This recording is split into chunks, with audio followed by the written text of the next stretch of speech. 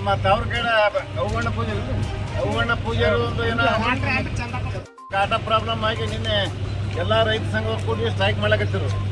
ಆ ಸ್ಟ್ರೈಕ್ ಉದ್ದೇಶ ಏನಿತ್ತು ಅಂದ್ರೆ ಕಾಟಾ ಚೆಕ್ ಮಾಡಬೇಕು. ಮ್ಯಾಲ DC ಆಫೀಸಿಂದ ಕರೆಸಿ ಕಾಟಾದವ್ರಿಗೆ ಎಲ್ಲ ಏನು ಕಂಪ್ಯೂಟರ್ ಚೆಕ್ ಮಾಡ್ತಾರಲ್ಲ ಅಂಥವ್ರೆಲ್ಲ ಎಲ್ಲರೂ ರೈತರು ಕೂಡಿ ಕರೆಸಿದೆವು.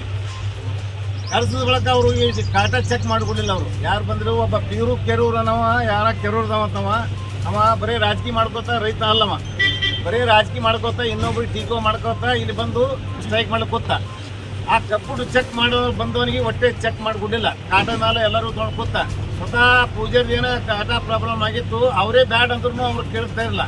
ಅವ್ರ ಉದ್ದೇಶ ಏನಿತ್ತಂದ್ರೆ ಬರೀ ರಾಜಕೀಯ ಸೇರಿಸೋ ಉದ್ದೇಶ ಇತ್ತು. ಒಂದು ಕೆರೂರು ಒಂದು ಎಲ್ಲ ಕಡೆ ವಿಡಿಯೋ ನೋಡ್ರಿ, ಒಂದು ಬರೀ ರಾಜಕೀಯದಾಗ ಅವ ಏನು ರೈತಲ್ಲ ಏನಿಲ್ಲ, ಕೊಳ್ಳ ಚಾಲ ಹಾಕೊಂಡ್ ಬರ್ತಾನೆ. ಅವ್ರ ಹಿಂದೆ ಏನೇನು ಕತಿಗಳವ ಎಲ್ಲ ಚೇಕ್ ಮುಗಿಸಿ ಬಂದಾರ.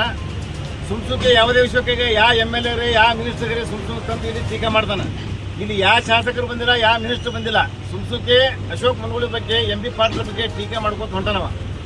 ಆ ಕೆರೂರ ಇನ್ನೊಮ್ಮೆ ಇದು ಬರಬಾರ್ದು. ಎಲ್ಲ ರೈತರು ನಮ್ಮ ಆಲ್ಮೇಲ್ ತಾಲೂಕಿನ ರೈತರು ಎಲ್ಲರೂ ಕೂಡ ನಾವೇ ಸ್ಟ್ರೈಕ್ ಮಾಡಮು, ನಾವೇ ಅವ್ರು ಕೂಡ ಹೊಂದಾಣಿಕೆ ಮಾಡಿ ಮಾತುಕತೆ ಮಾಡಿ ಪರಿಹಾರ ಮಾಡಮಂತ ನಮ್ಮದು ಉದ್ದೇಶ.